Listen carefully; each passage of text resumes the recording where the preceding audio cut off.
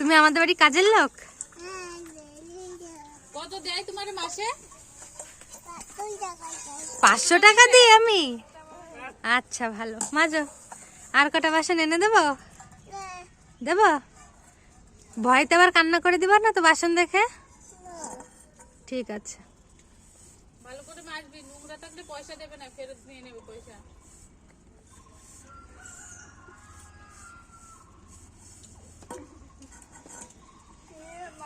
একটুখানি বাটি মাজতে অত সাবান লাগে?